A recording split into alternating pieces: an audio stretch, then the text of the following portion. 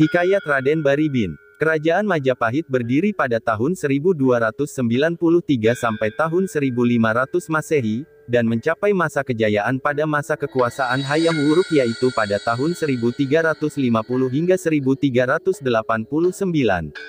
Pada masa itu kekuasaan Majapahit adalah Jawa, Sumatera, Semenanjung Malaya, Kalimantan, Sulawesi dan Indonesia bagian timur.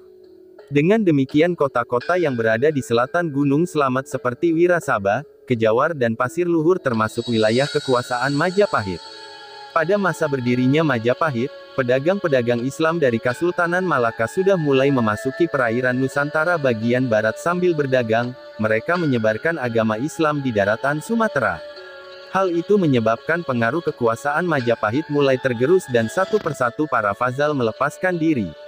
Pada tahun 1468 Pangeran Kertabumi memberontak terhadap Singhawikramawardhana, Brawijaya IV dan mengangkat dirinya sebagai Raja Majapahit dengan gelar Brawijaya V. Sehingga sejumlah pembesar Majapahit yang tersisihkan dari istana termasuk saudara beda ibu Kertabumi yaitu Raden Baribin melarikan diri ke arah barat, dalam pengembaraannya bertemu penguasa Sunda Galuh yaitu Prabu Niskala Wastukancana tahun 1371 sampai tahun 1475, di Ciamis.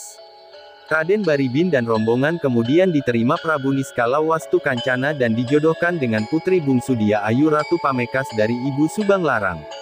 Dia Ayu Ratu Pamekas adalah adik Raden Banyak Catra Kamandaka, dari Ibu Dewi Kumudaningsih yang merantau di Pasir Luhur. Adapun keturunan Raden Baribin dan Dia Ayu Ratu Pamekas adalah Raden Ketuhu, Banyak Sasra, Raden Banyak Kusuma yang kelak tinggal di Kaleng Kebumen, dan yang keempat Raden Karangaisah. Raden Ketuhu dikisahkan mengembara ke daerah Jawa bagian tengah dan mengabdi kepada Ki Gede Buwara sebuah desa di Kadipaten Wirasaba.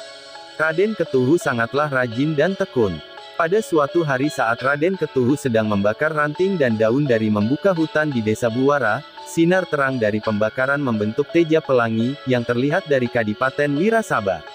Maka dipanggillah Ki Gede Buwara dan Pangeran Ketuhu oleh Adipati Wirahudaya menghadap di Kadipaten. Singkat cerita akhirnya Adipati Wirahudaya tahu siapa sebenarnya Pangeran Ketuhu tersebut dan dijadikan anak oleh Adipati Paguwan Wirahudaya, Wirautama I.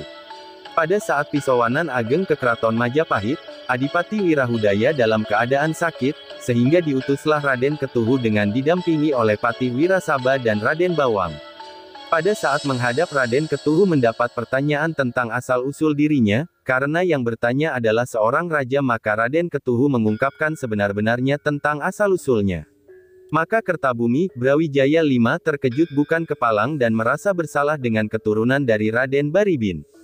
Maka Kertabumi merasa terketuk hatinya kemudian mengangkat derajat kebangsawanannya. Raden Ketuhu langsung dinobatkan menjadi Adipati Anom Wirasaba dengan gelar Adipati Anom Wirautama dan dianugerahkan seorang istri yaitu Putri Sari yang merupakan putri Mahapatih Majapahit dan juga diizinkan untuk memperluas kekuasaan Wirasaba hingga lereng Gunung Sindoro Sumbing bagian barat di wilayah Kedu. Karena perjalanan jauh dari Keraton Majapahit ke Kadipaten Wirasaba, sehari sebelum tiba di Wirasaba rombongan beristirahat agar sampai tujuan pasukan yang mengiringnya tidak kelelahan. Dan ini dijadikan kesempatan oleh Pangeran Bawang untuk menghalangi Adipati Anom kembali ke Wirasaba, karena dialah yang sudah sekian lama mengincar kedudukan Adipati Wirahudaya, Wirautama I. Dengan berpura-pura pulang terlebih dahulu untuk memberitahu Adipati Wirahudaya agar tidak terkejut menghadapi kedatangan rombongan Adipati Anom. Tapi justru Raden Bawang malah menghasut Adipati Wirahudaya dan mempersiapkan bala tentara Wirasaba dan kembali ke tempat di mana Adipati Anom beristirahat, maka terjadilah pertempuran yang dimenangkan oleh pasukan dari Majapahit dan bahkan Raden Bawang pun tewas dan dikebumikan di desa Bawang Banjarnegara.